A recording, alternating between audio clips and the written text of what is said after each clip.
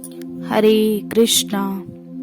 श्रीमद् भगवद गीता यथारूप अध्याय 1 श्लोक संख्या 9।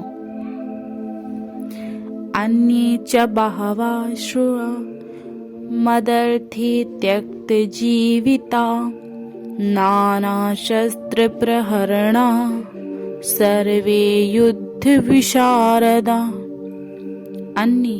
अन्य सब, च भी, बहवा अनेक, शुरा वीर, मत अर्थे मेरे लिए, त्यक्ता जीविता जीवन का उत्सर्ग करने वाले, नाना अनेक, शस्त्र आयुध प्रहरणों से युक्त, सुसज्जित, सर्वे सभी, युद्ध विशारदा युद्ध विद्या में निपुण।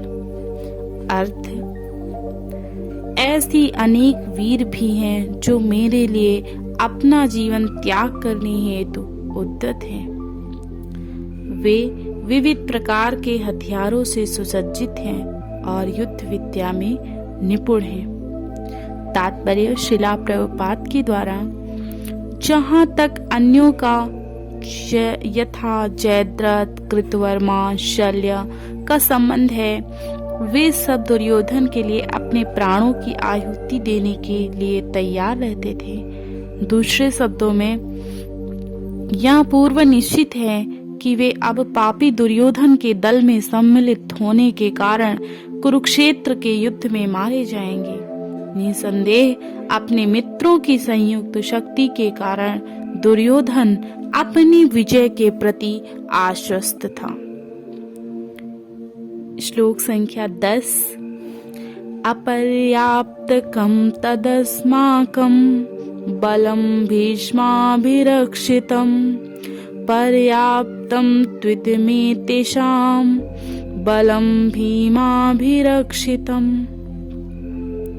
अपर्याप्तम यानी अपरिमेय, तत्व अस्माकं हमारी, बलम शक्ति भीष्म पितामह द्वारा अभिरक्षितम भली भांति संरक्षित है, पर्याप्तम सीमित है, तू लेकिन इदम यह सब, एतेषाम पांडवों की, बलम शक्ति भीम द्वारा अभिरक्षितम भली भांति सुरक्षित।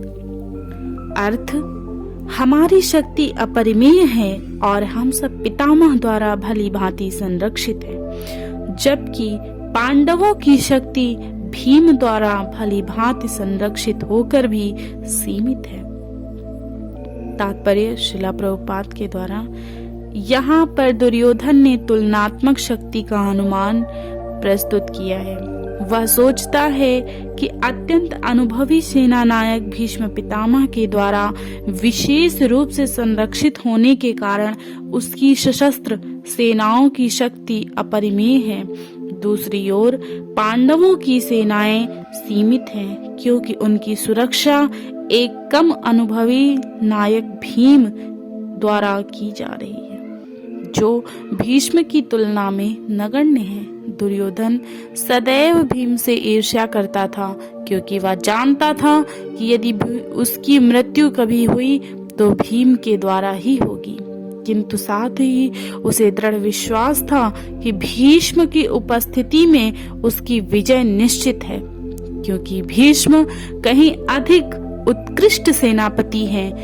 वह युद्ध में विजयी होगा, यह उसका दृढ़ निश्चय था। हरे कृष्णा।